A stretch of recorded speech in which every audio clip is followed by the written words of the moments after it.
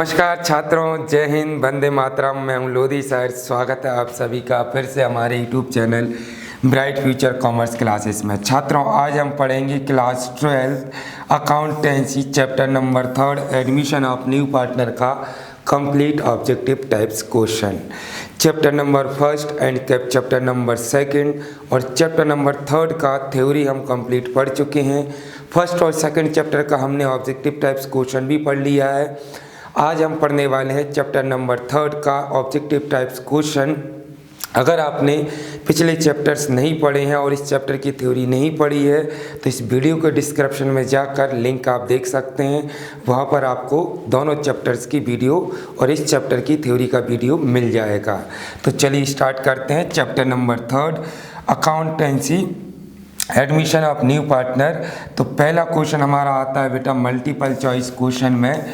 Chapter number 3 से first question हमारा आता है, profit on revaluation at the time of admission of a new partner is transfer to. New partners के admission पर revaluation account का profit कहाँ transfer करते हैं? तो capital account of all partner, capital account of new partner, capital account of old partners, तो profit and loss account. तो बेटा हमारा आंसर होगा C, capital account of old partner. याद रखिएगा, एडमिशन न्यू पार्टनर्स के एडमिशन पर गुडविल लाता तो न्यू पार्टनर है, बट इसका डिस्ट्रीब्यूशन हम किसके बिटवीन करते हैं?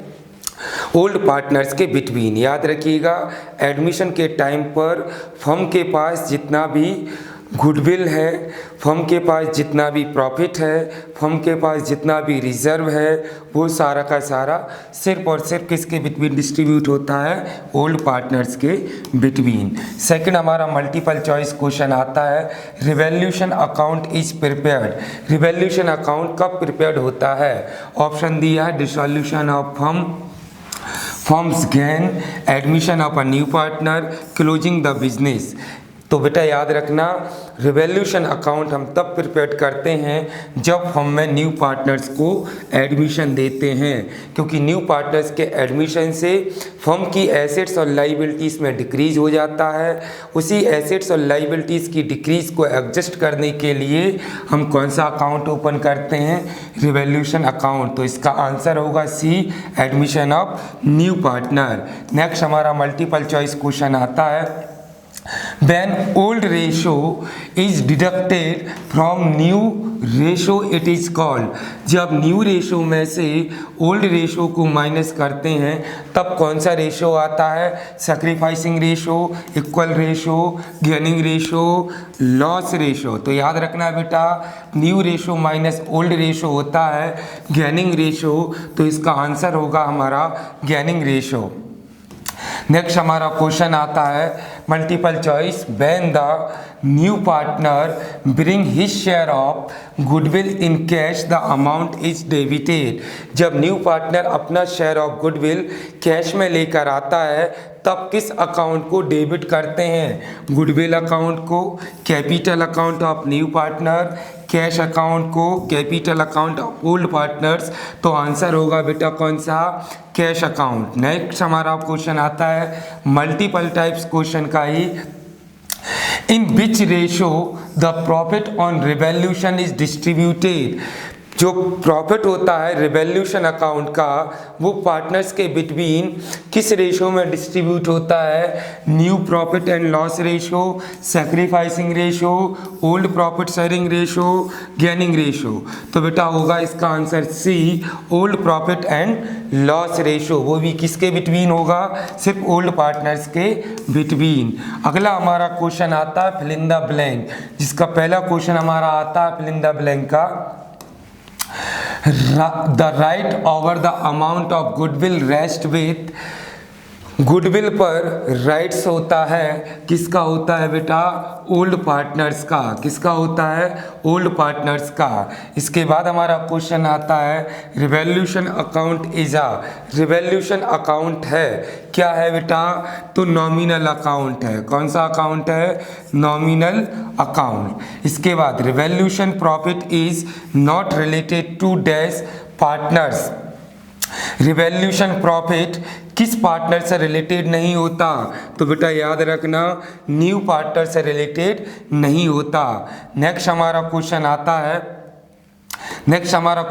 है बेटा फिल इन द ब्लैंक का।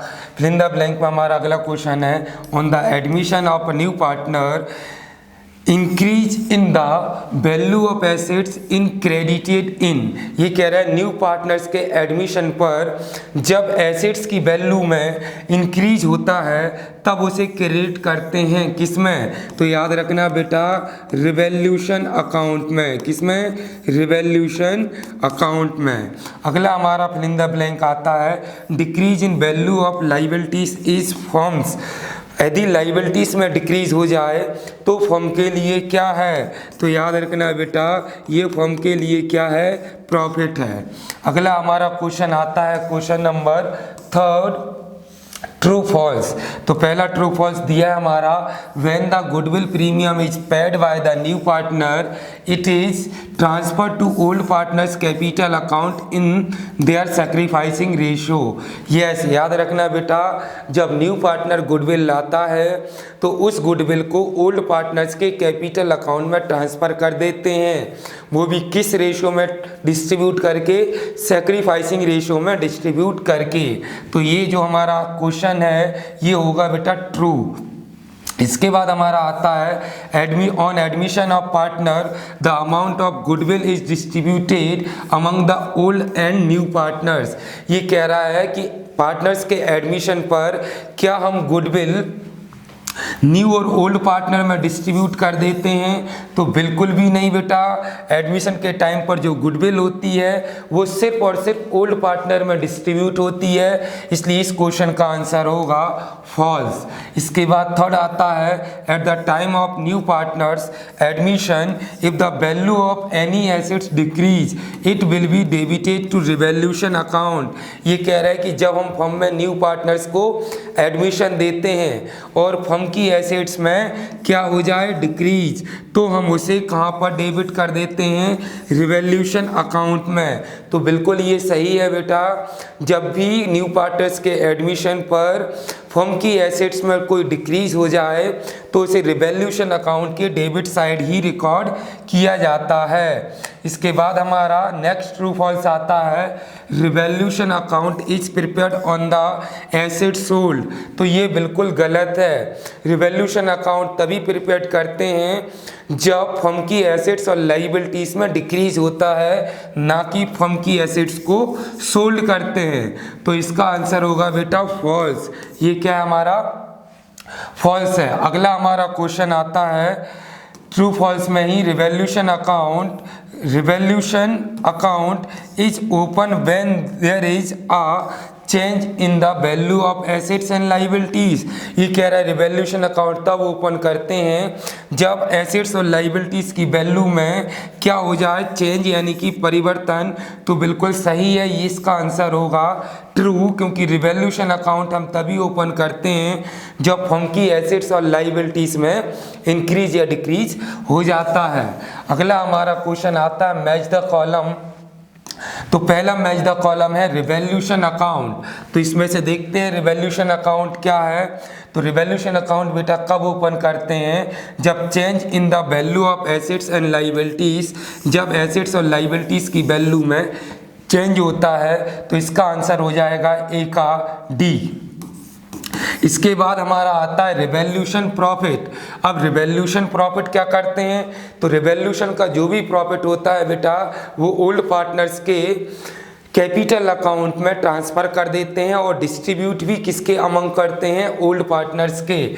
तो बी का आंसर हो गया हमारा, सेकंड आंसर हो गया बी अमंग ओल्ड पार्टनर्स। यानी कि रिवैल्यूएशन प्रॉफिट किसके बिटवीन ट्रांसफ़र कर देते हैं? ओल्ड पार्टनर्स के कैपिटल अकाउंट में ट्रांसफ़र कर देते हैं और उन्हीं के रेशो में, ओल्ड रेशो में उसको डिस्ट्रीब्यूट करते हैं। Old profit sharing ratio. अब ओल्ड प्रॉफिट शेयरिंग रेशियो में हम क्या करते हैं, तो ओल्ड प्रॉफिट शेयरिंग रेशियो में हम बेटा डिस्ट्रीब्यूट करते हैं प्रॉफिट और लॉस किस चीज़ का, रिवॉल्यूशन अकाउंट का। तो तीसरा आंसर हो गया हमारा ए। इसके बाद आता है loss on revolution account. Loss on revolution account हम बेटा ट्रांसफर करते हैं debit side of partners capital account. लेकिन ध्यान रहे सिर्फ ओल्ड पार्टनर्स के कैपिटल अकाउंट में जब एडमिशन पर हम रिवॉल्यूशन अकाउंट बना रहे हों। और यदि क्वेश्चन में ऐसा आ जाए कि रिवॉल्यूशन अकाउंट का प्रॉफिट कौन सी साइड ट्रांसफर होता है, तो बेटा क्रेडिट साइड। फिलहाल में फोर्थ का आंसर होगा सी, क्योंकि लॉस है, लॉस किस साइड ट्रांसफर होगा, debit side. Accounting standard 26 is related to, accounting standard 10 और 26 दोनों ही बेटा इंटेंजिबल एसेट्स यानी किससे रिलेटेड हैं, गुडविल से रिलेटेड हैं। लास्ट हमारा क्वेश्चन आता है वन वर्ड टाइप्स का क्वेश्चन, वन वर्ड या वन सेंटेंस में आंसर। तो पहला आता है difference between the old and new ratio. Old ratio और न्यू रेशो का डिफरेंस क्या कहलाता है, तो याद रखना बेटा सैक्रिफाइसिंग रेशो। कौन सा रेशो, सैक्रिफाइसिंग रेशो।